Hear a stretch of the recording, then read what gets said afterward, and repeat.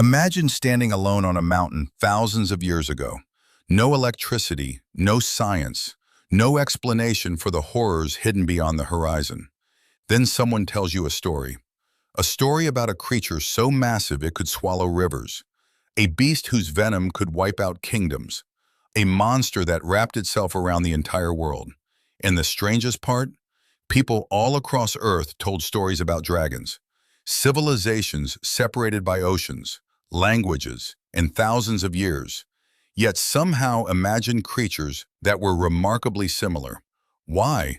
Were dragons simply myths, symbols of humanity's deepest fears? Or were ancient people remembering something we have long forgotten? Tonight, we journey across the world to meet some of the most terrifying dragons ever imagined. And trust me, the last one makes even the gods afraid. The first dragon isn't the strongest, but it is where many dragon stories begin. The Wyvern. Unlike the classic dragon, the Wyvern possessed only two legs. Its wings replaced its front limbs. Its tail ended in a deadly, venomous barb. And according to medieval Europe, encountering one was often considered a sign of disaster. Plague, war, death. Noble families painted wyverns on their banners, not because they loved them, but because they represented power, danger, a warning.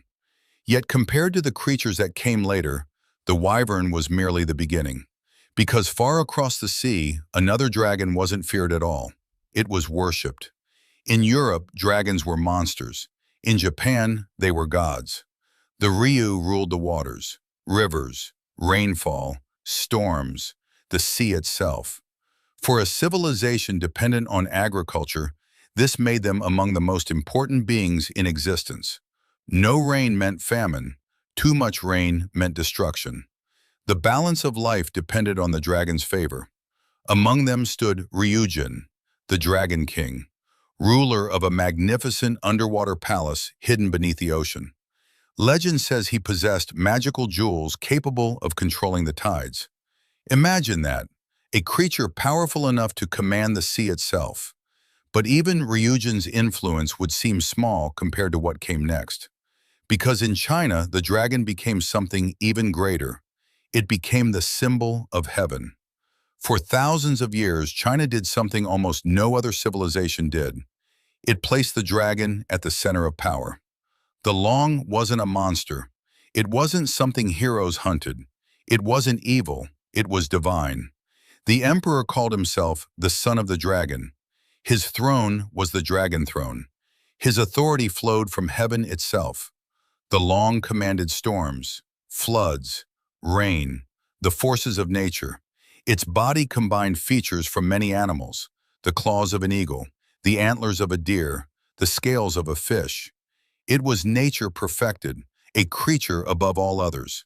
But not every dragon represented wisdom. Some represented humanity's darkest flaw: greed. And no dragon embodied greed more completely than Fafnir.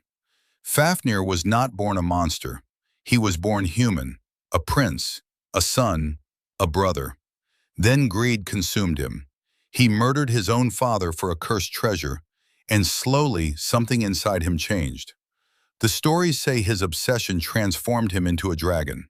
Not metaphorically, literally, a monstrous beast guarding a mountain of gold. Day after day, year after year, alone, watching, waiting, until the hero Sigurd arrived. What makes Fafnir terrifying isn't his size, it's what he represents. The idea that evil doesn't arrive all at once. It grows, slowly, until it transforms us into something unrecognizable. But even Fafnir wasn't the most dangerous dragon humanity imagined, because some dragons could not be killed. Deep within Norse mythology lurked Nidhogg, a dragon that did not seek treasure, did not seek power, did not seek revenge. It waited, patiently, gnawing at the roots of Yggdrasil, the world tree, the structure holding reality itself together. Every bite brought the universe closer to destruction. And according to prophecy, when the end of the world arrives, Nidhogg survives. The gods fall, the earth burns, the seas rise. Yet Nidhogg remains, still feeding, still waiting, still alive. Which raises an unsettling question. Why do dragon myths become larger and larger the deeper we travel into mythology? The answer leads us to the first dragon of all, before kings, before humanity, before civilization. There was Tiamat. Ancient Babylon described her as the primordial ocean itself, the chaos that existed before creation, the mother of monsters, the mother of dragons. And when the gods rebelled against her, war erupted. A battle so enormous that the fate of existence itself hung in the balance.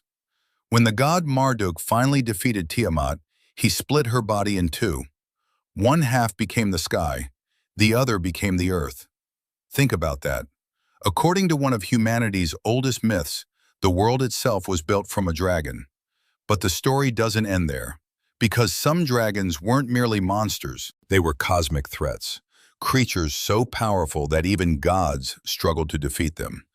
In ancient Egypt, there was Apep, the serpent of chaos. Every single night, as the sun god Ra traveled through the underworld, Apep waited, ready to attack, ready to swallow the sun, ready to plunge the world into eternal darkness. And every night, the battle began again. The Egyptians believed that sunrise itself was proof that Ra had won. Imagine living in a world where every dawn was seen as a victory against a dragon. Yet even Apep wasn't the largest dragon ever imagined. In Norse mythology, there was Jormungandr, the world's serpent, a creature so vast it wrapped itself around the entire earth. Its body circled the oceans.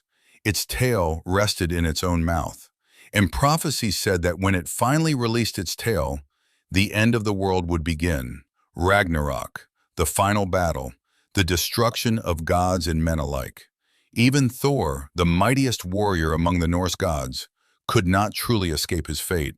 The prophecy declared that Thor would kill Jormungandr, but only at a terrible cost. After striking the serpent down, Thor would take just 9 steps before collapsing from its venom. 9 steps. That was all that separated victory from death. And perhaps that's why dragon stories have survived for thousands of years. Because dragons were never really about dragons. Across cultures and civilizations, they represented something deeper. Chaos, nature, greed, fear, power, the unknown. Human beings gave their greatest challenges a face, a shape, a name. And that name became dragon. Some guarded treasure, some ruled the seas, some threatened the cosmos itself. But all of them reflected the same truth. Every generation faces monsters. Sometimes those monsters are real. Sometimes they exist only in our minds. But the struggle remains the same. The hero must face the dragon, not avoid it, not run from it. Face it, because every great myth teaches the same lesson. Beyond the monster lies transformation. Beyond fear lies growth. And beyond the dragon lies the person you were meant to become. So now I want your opinion. Which dragon do you find the most terrifying? The venomous Wyvern? The mighty Ryujin? The cursed Fafnir? The endless Nidhogg? The chaos serpent Apep? The world-ending Jormungandr? Or the primordial mother of dragons, Tiamat?